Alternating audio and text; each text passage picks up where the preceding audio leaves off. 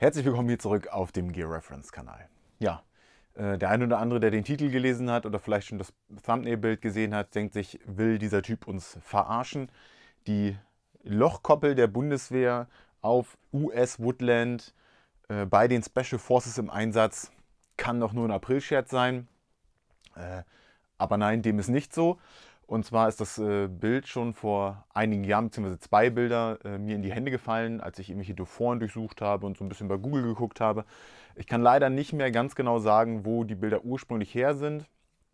Die Quelle des, ja, ich sag mal, Bildes in der besseren Qualität auf jeden Fall, oder die wir uns dann angucken werden, da habe ich auf jeden Fall den Fotografen zugefunden, aber leider nicht mehr, wo die veröffentlicht wurden.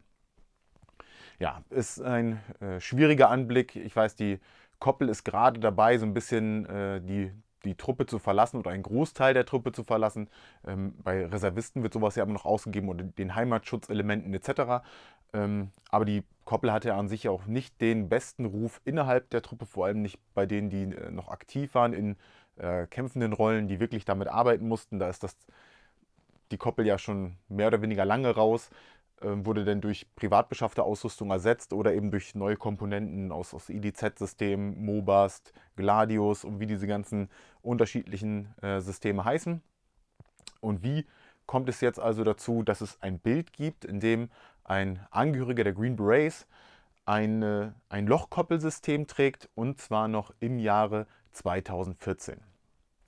Sonst ist natürlich immer, keiner wollte es bei der Bundeswehr tragen, deswegen war es auch nie cool. Jetzt haben wir halt eine Referenz vom Special Forces Angehörigen der Amerikaner, und vielleicht können wir so The Koppel wieder great again machen, dass es jetzt wieder vielleicht Spaß macht, das Ding zu tragen, weil ja auch professionelle Soldaten aus anderen Ländern, gerade von diesen Spezialeinheiten, wo man nicht immer irgendwie hingesehen hatte, gerade bei Ländern wie Amerika, die sonst immer top ausgerüstet sind, vielleicht ist das dann wieder ein Grund, die eigene Koppel mal wieder auszupacken.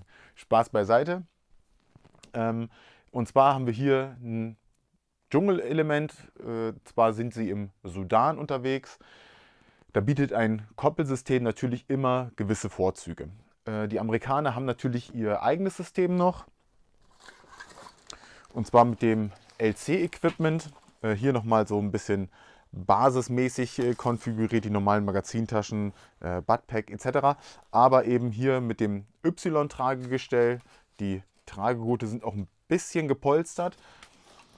Das ist auf jeden Fall ein Unterschied zum Bundeswehrmodell. Wir haben keine Polsterung, das liegt schön eng am Körper an, und hier stören auch Schultergurte vom Rucksack nicht so schnell wie bei diesem gepolsterten.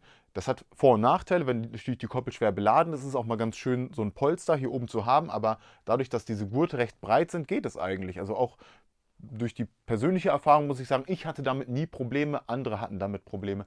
Ist halt immer der Unterschied von Person zu Person.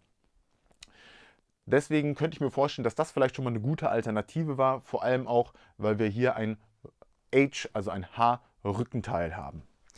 Auf anderen Bildern aus einem ähnlichen Einsatz sehen wir auch noch das M56-System aus der Vietnam-Ära noch im Einsatz. Auch hier dieses H-Tragesystem, weshalb sowas auch immer noch weiter verwendet wurde.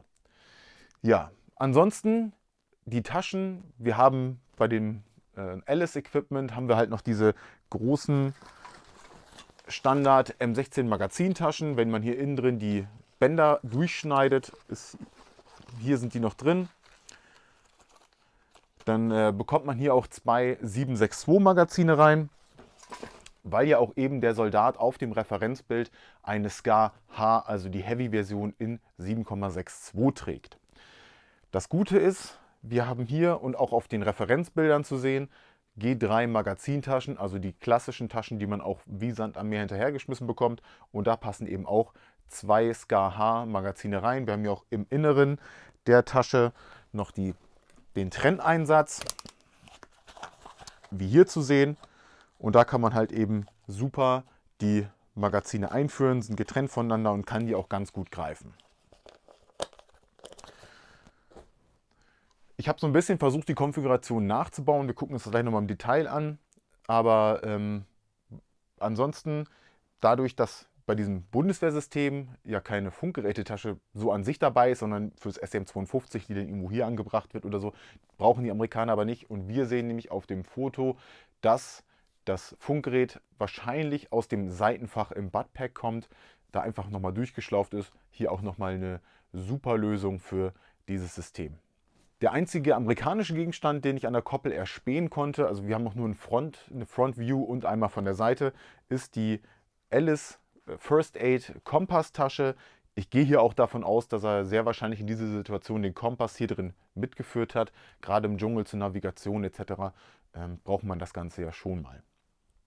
Wie er den angebracht hat, ich habe den hier einfach jetzt mal vorne einfach mit dem Alice-Clip durch die Bänder durchgeführt und einmal eingehakt.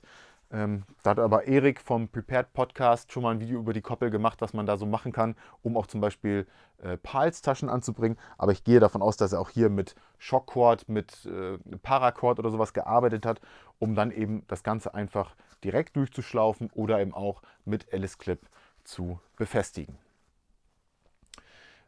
Ein anderer Grund, warum vielleicht gerade diese Bundeswehrkoppel in seine Hände geraten ist, weil auch gerade im afrikanischen Raum noch die 10. Special Forces Group im Einsatz war, die ja auch teilweise in Deutschland in Möblingen stationiert war. Würde dann natürlich Sinn machen, dass er dort irgendwann mal mit diesem System in Berührung gekommen ist und vielleicht einfach mal gedacht hat, ich nehme es einfach mal, ich versuche es aus und vielleicht ist das eine gute Option. Aber auch hier, wir hatten ja das Video vor kurzem mit der deutschen oder Bundeswehrausrüstung in fremden Armeen. Hier geht es also weiter und zwar hier wird dann explizit ein komplettes Koppelsystem in Flecktarn in Verbindung mit Woodland, mit den Green Berets im Sudan genutzt. Auf dem Bild zu sehen ist, dass der Soldat Linkshänder ist, Linksschütze. Deswegen haben wir gerade vorne schon gesehen, die Kompasstasche auf der linken Seite und eine Doppelmagazintasche. Wir sehen auf dem Bild weiter ganz gut, dass er hier eine Feldflaschentasche hat. Dann kommt die Mehrzwecktasche Buttpack. Hier habe ich nochmal eine Feldflaschentasche, das können wir nicht erkennen, aber ich glaube, dass gerade für den Dschungelbereich er sich wahrscheinlich auch ein bisschen mehr Wasser mitgeführt hat, plus nochmal zusätzlich was im Rucksack. Und dann haben wir nochmal auf der Seite hier vorne nochmal 2 Doppel-G3 Magazintaschen. Vielleicht hat auf der Seite sogar mehr, ist leider nicht zu erkennen, aber ich habe jetzt erstmal dieses Setup gewählt und so ist es im Großen und Ganzen auf den Bildern wiederzuerkennen. Die Bilder, die wir uns jetzt angucken, wurden gemacht von Michael Christopher Brown von Magnum Photos, beziehungsweise bei Magnum Photos hinterlegt. Die Rückwärtssuche hat nichts mehr gegeben, außer natürlich den Fotografen, aber nicht mehr, dass die irgendwo abgedruckt waren. Deswegen kann ich da leider echt nichts mehr zu sagen.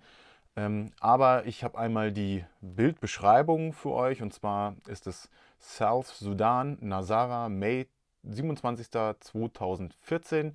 US Special Operations soldiers return from a multi-day operation with Sudan People's Liberation Army soldiers. Most days of the week, pilots transport US Special Forces and supplies from Uganda to South Sudan and to Central African Republic. Nazara now houses one of 4 Combined Operation Fusion Centers, or COFCs, in which intelligence and operations are coordinated among the anti-LRA coalition, which includes US, South Sudanese and Ugandan forces. American troops are working with African militaries to help counter Boko Haram and Lord's Resistance Army led by the fugitive Joseph Kony. Joseph Kony ist ein Warlord und Kriegsverbrecher, der zu der Zeit noch von den Amerikanern gesucht wurde. Ich glaube, den haben die nicht gefunden bis heute. Bin ich mir aber gerade gar nicht mehr so sicher, ob es da vielleicht in letzter Zeit was Neues gab. Hat man einfach nicht mehr so verfolgt. Dann starten wir einmal mit dem Main-Foto. Das Foto, was alles ins Rollen gebracht hat. Und zwar haben wir vorne den Soldaten, wo ich das Setup so ein bisschen nachgestellt habe. Hier die Scar H in 762 mit einem Elkan-Visier drauf. Hier noch ein bisschen Funkausrüstung zu erkennen. Hier sehen wir schon die Verbindungsstücke vom Koppeltragesystem und wie der Schultergurt hier oben rüber läuft. Hier hinten am Rücken sind noch irgendwie Kabelbinder angebracht. Leider haben wir dazu nicht mehr Info, aber hier unten am Tragesystem die Alice First Aid Kompasstasche. Dann folgend die Doppel-G3 Magazintasche. Hier haben wir dann die Feldflaschentasche und hier sehen wir eben das Funkgerät rauskommen aus dem aus der Mehrzwecktasche und das Kabel zum Handset geht halt hier nach vorne, was dann hier vorne irgendwo befestigt ist. Hier sehen wir das nochmal ganz gut. Das Ganze hier in Woodland, wie versucht nachzustellen, in einem Raid-Mod mit einer Woodland-Hose. Oben ist noch der Trageriemen der Scar zu sehen und eben so ein Schemak in einem Oliv-Schwarzton. Aber ansonsten leider so erstmal nicht viel mehr von dem Koppelsystem. Ja, die anderen Amerikaner, hier hinten gerade die Jungs hier noch auch in Woodland. Hier sehen wir die Alice-Gurte, deswegen habe ich es gerade auch nochmal gezeigt, die LC2 Suspender, hier unten die normale Feldflaschentasche aus dem Set und hier auch die LC2 Magazintasche. Wenn ich jetzt so richtig gucke, weiß ich gar nicht, ob das könnte auch, nee, das könnte der Träger eher vom Rucksack sein. Den haben wir aber gleich nochmal auf einem besseren Bild. Hier auf jeden Fall mit einem Alice-Rahmen noch drin zu erkennen. Ja, die anderen hier vorne Multicam. Hier ein weiterer, eine Nalgene-Flasche noch mit dabei, auch immer ein Klassiker. Aber hier der Mystery Ranch SRTL, damals SOCOM Standard dienstlich gelieferter Rucksack, auch ein super Teil. Und hier vorne eben eine Eagle Industries RRV, also Rhodesian Recon Vest, mit dem Taschen aus dem also das gesamte Kit ist aus dem SFLCS Special Forces Load Carriage System. Ich sag mal, der ganze Satz mehrere tausend Euro wert. Hat jeder eigentlich dienstlich geliefert von denen. Und dann hat man hier die Koppel aus dem Surplus für mit den Taschen 35, 40 Euro. Kommt dann ja immer ganz drauf an. Genau. Hier haben wir noch ein anderes Bild. Leider ist da der Kamerad mit der Koppel nicht mit drauf.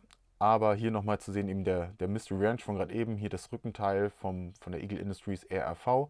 Und hier ist nämlich, ach nee, hier sehen wir den Kameraden von gerade eben nochmal mit dem Alice-Kit. Die Taschen hier, die Schultergurt. Ich habe nur gedacht, ob das vielleicht sonst der gewesen wäre. Aber hier haben wir nochmal einen anderen. Das dürfte sehr wahrscheinlich der CCT sein. Hier vorne mit dem Funkgerät, den haben wir nämlich gleich nochmal auf einem anderen Bild mit drauf. Und hier sind wir in diesem schwarzen Label, dem Tactical Taylor Mellis Pack. Hier hinten noch ein paar Badelatschen mit am Start. Aber dieses Bild gehört auf jeden Fall auch noch mit zu dieser Reihe. Aber das sind auch die einzigen Bilder, die es aus dieser Reihe eben so gibt. Ja, was noch ganz cool ist, hier sind nochmal die alten Keen, müssten die Fugitive gewesen sein, die habe ich auch getragen. Absolut geile Schuhe in der, ich sag mal, Wüsten-Dschungel-Version und in der normalen. Einfach ein Top-Schuhwerk, hat für mich super funktioniert. Ja, hier liegen noch so ein paar Einzelteile, irgendwie was von einem Belt oder auch von einem Belt-Kit, so wie es aussieht. Lässt sich aber nicht genau bestimmen. Und dafür ist das hier so ein bisschen schlecht zu sehen. Ja. Und dann gehen wir nochmal zu dem Bild, was ich noch gefunden hatte.